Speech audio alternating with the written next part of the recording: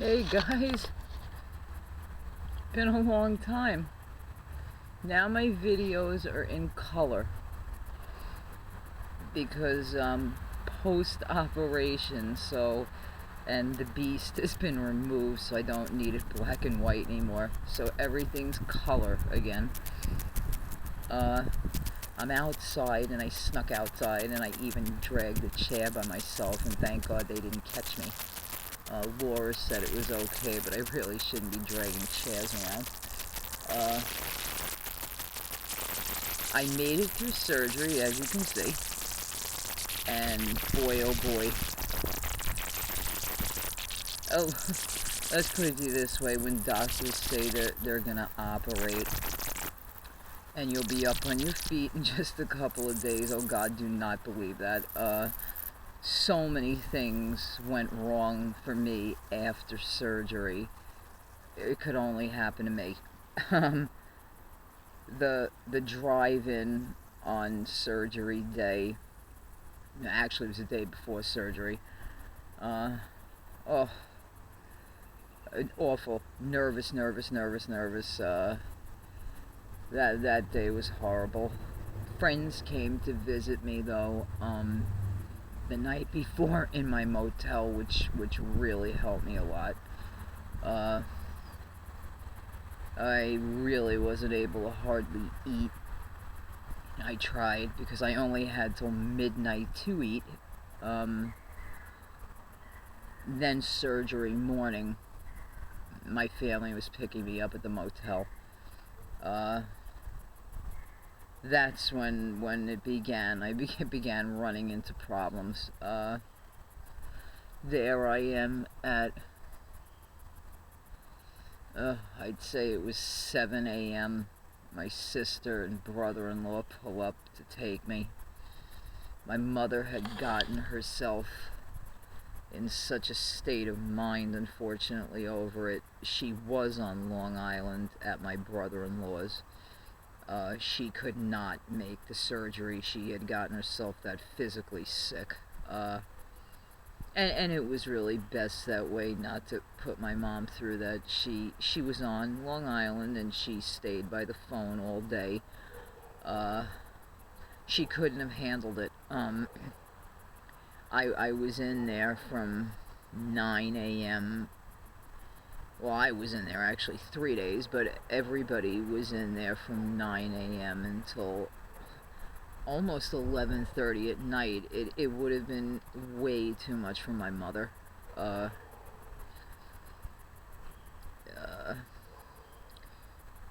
there's so much to tell you. I don't even know where to start.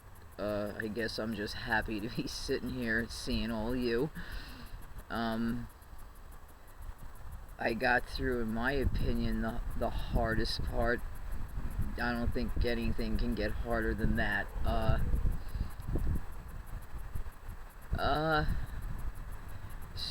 It was more stress and nerves than anything leading up to the operation. Because I mean, I wasn't awake for the operation, but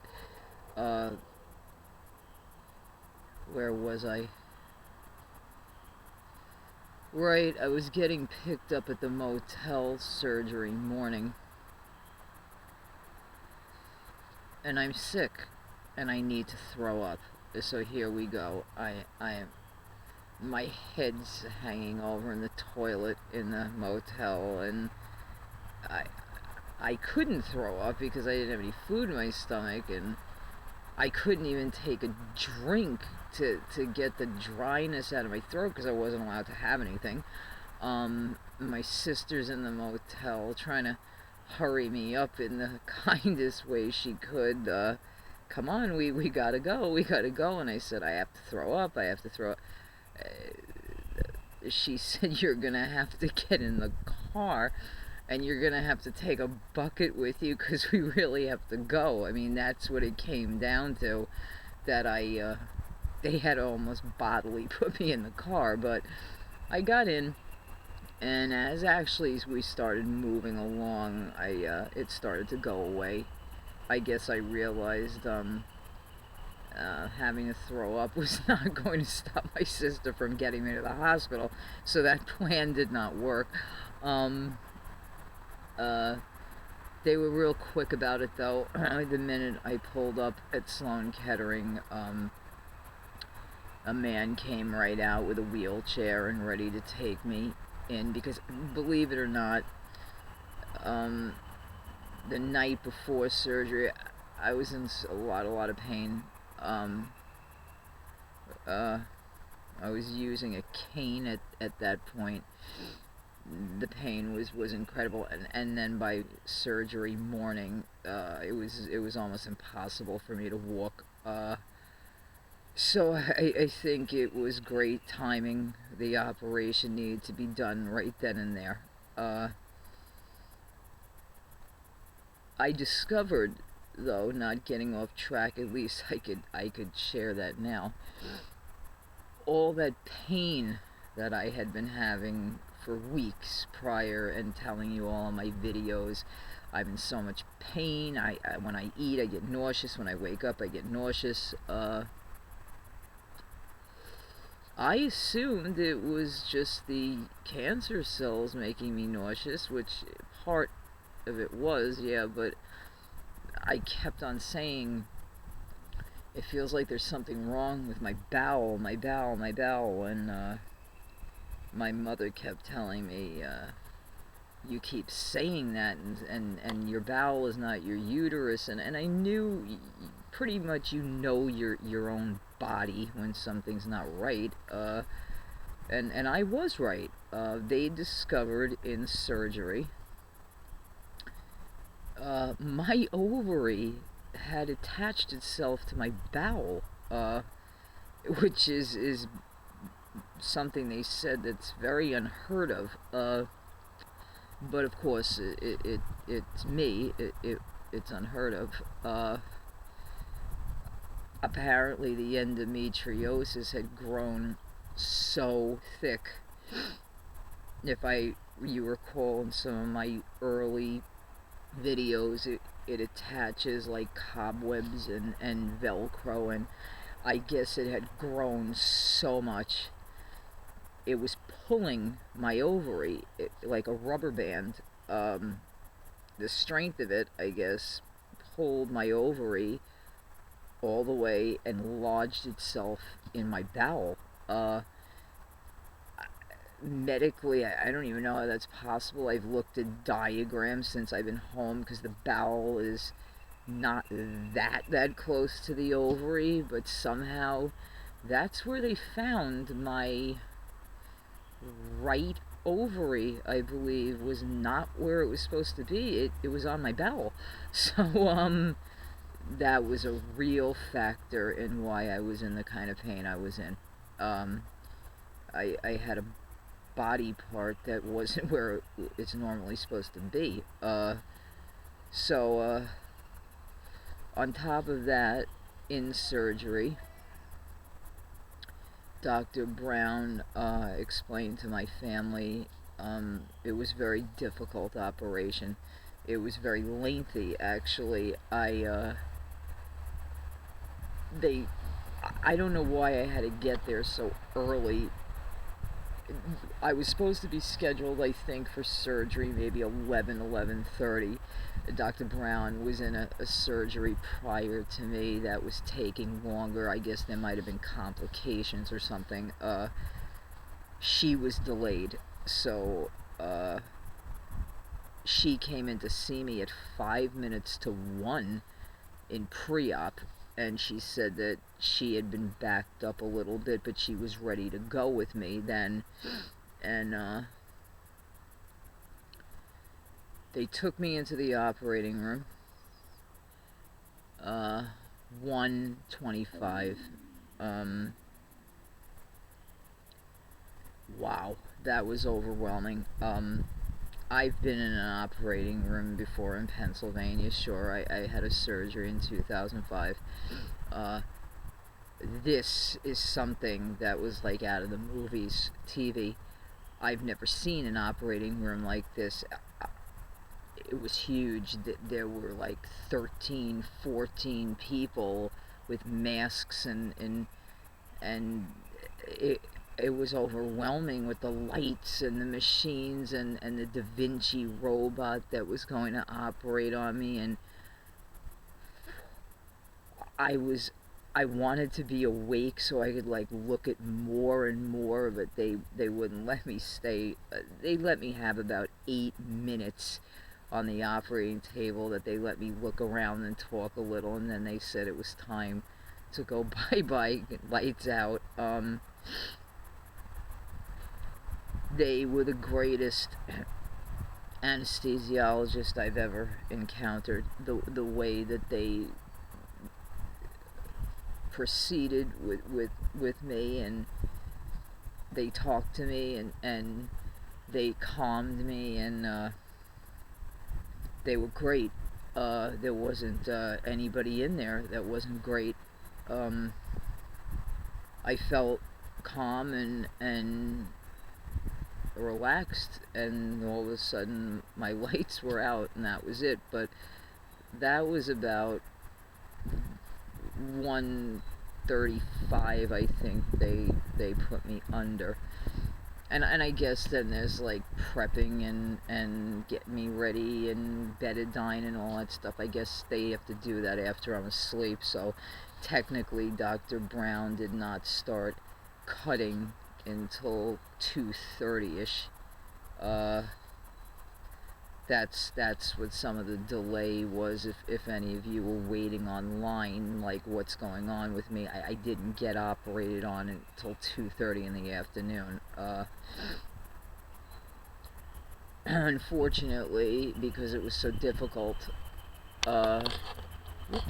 she said I had so much scar tissue, so many lesions,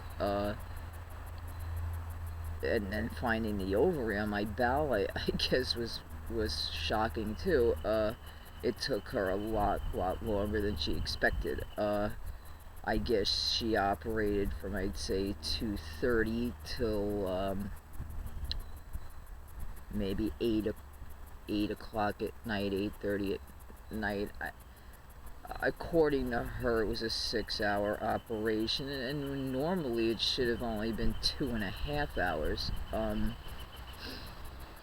which I guess was concerning for some, because I am a asthma patient, and I really shouldn't be under anesthesia for that many hours. That's really risky. But like I said, they I did great as far as anesthesia. I did fantastic.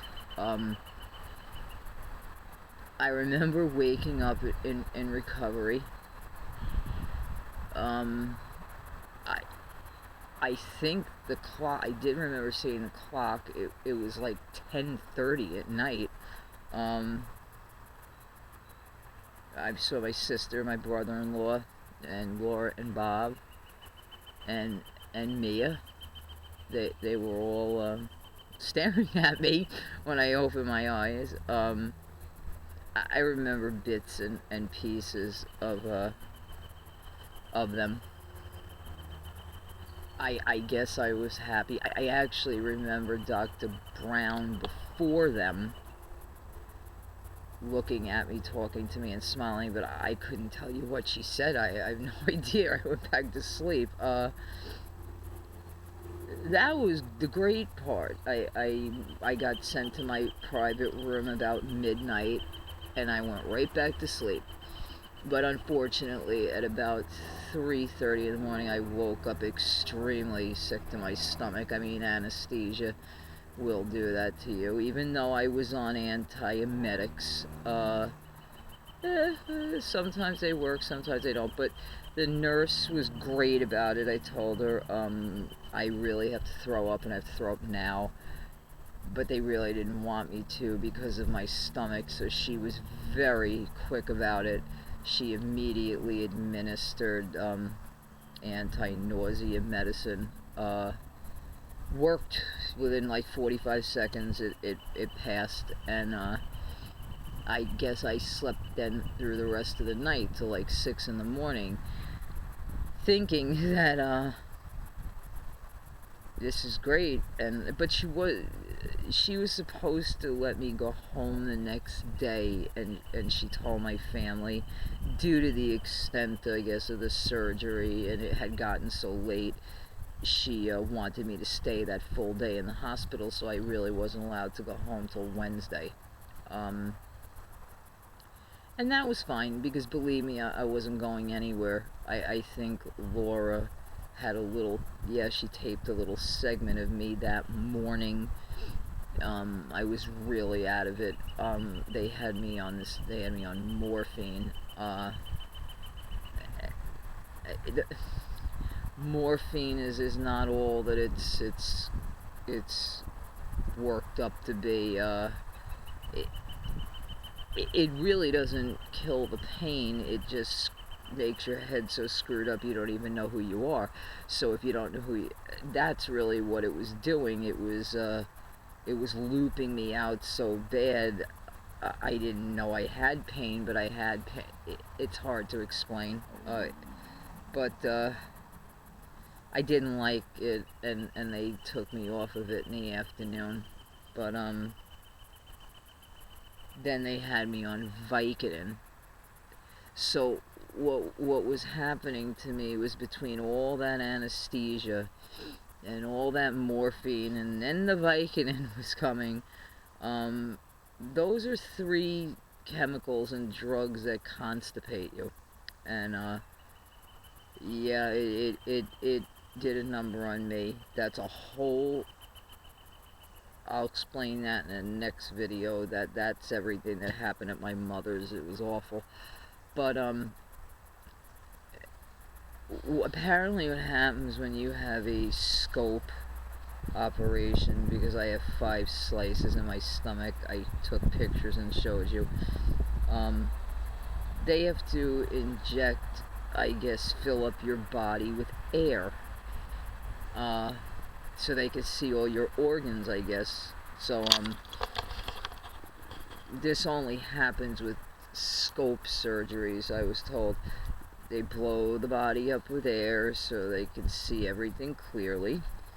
And when it's over, it's kind of not like it's not like a toy you blow up in the yard. You kind of blow up something and then you release the air out with a plug.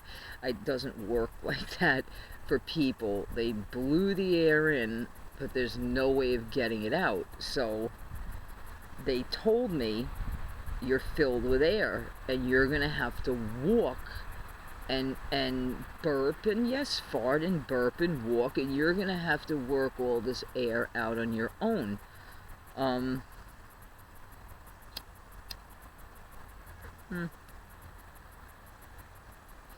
Unfortunately, because of the extent of my surgery and all the horrible things she took out in there, I wasn't able to walk the next day, and I guess she didn't expect that. I couldn't walk. I had these things on my legs that were blowing up and up to keep my blood circulated. In fact, they were giving me injections of Coumadin, blood thinner, because I couldn't walk. And it wasn't good for me that I couldn't get out of bed like I was supposed to. So because of the fact I wasn't getting up like planned, the air wasn't leaving, and it set itself. It decided it some of it came out, but I couldn't get it all out, and it decided it was going to set in my shoulder blades. The nurse said that this happens to patients. It's some reason it stays in your shoulder blades up here. It's the highest point, and it's very difficult to get air out of your shoulder blades. I don't even know how it's possible, but oh boy, did I suffer. I will tell you, I laid in that hospital for 16 hours, close to screaming. it felt like there was a chainsaw sawing my collarbone right in half. Morphine was doing nothing. Vicodin was doing nothing. Nothing. It wouldn't. It was lodged in my shoulders. The nurses were coming in with hot packs and slamming them down on my back and my neck, and absolutely nothing was working. I laid there all of Tuesday right through to Wednesday morning and got no sleep in that much agony. And it wasn't even my stomach, it was the shoulders. And I'm going to tell you something, I've never had pain like that in my entire life. It really felt like there was a circular saw going right across the bones in my shoulders. Somehow, some way, it started to ease up a little because I was being discharged, and it was still bad though. I rode all the way back to Pennsylvania, and my shoulders, and I got to my mother's, and it wouldn't go away for days and days, and finally, magic, I think on, oh my god, I think on Friday it left. Now is nothing, maybe a little twinge here or there, but these are the parts of surgery that they tend to leave out beforehand, about the air and about the constipation, and all in all, I'm recovering, but it's just not as quickly as I thought it would be. It's a delay because now, some reason I have spotting, a pink discharge spotting, and we're at 11 days after surgery.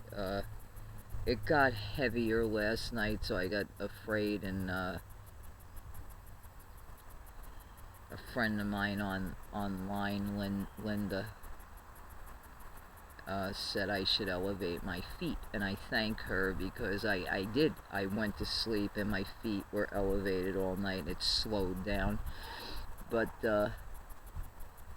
they want me to kind of stay off my feet, but I'm in the yard right now in the chair, so I can't stay here very long. But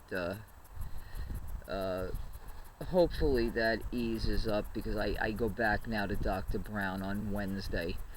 It's actually that quick. I already go back, and my pathology report will be there. She took the ovaries, the tubes, the cervix, the uterus, the lymph nodes. She took everything, and they're being biopsied. Now I will know staging of my cancer. I knew the grade. Now I know staging. Basically says, I know the type of cell. Now I just will find out the extent of how aggressive and the damage that it did. And I really don't know. All Dr. Brown said when she spoke to my family was the surgery was a success. Everything looked good that she took out. But she's also not a pathologist, so I'll know everything on Wednesday, if I will need any radiation or any chemotherapy. I hope I don't, but I don't know that yet. I'm not that free. I'm worried, sure, but I am nothing like I was worried prior to surgery. I think I have too much on my mind right now to really worry about that. I'm more concerned about just getting back on my feet. And I'm a little concerned about my eating, which is totally in the trash. But I knew that would happen. I'm not thin or anything. Like I said, I started this at 140 pounds at diagnosis. I'm 123, 17 pounds I lost. But I mean, I'm not worrying about that right now. Everything takes time, and you know, you lose weight, you can gain weight just as quickly too. So, I'm gonna go off for now because I'm tired. I have to go back to bed before a phone rings inside and they catch me that I'm not in there. Uh, but I'll do some. I have a lot to talk about, and I'll do more each day. Um, Sorry it took this long to get out to see everybody, but I really physically wasn't up to it. There were times of the day I just couldn't even talk that long. It's just too tiring. Uh, and I'm gonna go in now and get in bed and wait for my Chinese food. See you guys, and thanks for all the prayers. When I came home and I got on Facebook and I saw all those comments, that was nice. That was another crying attack I had to see all those comments. Keep praying for me because I'm I'm I'm halfway there. I just got a little more to go. um, Thanks, guys. See you tomorrow. Bye.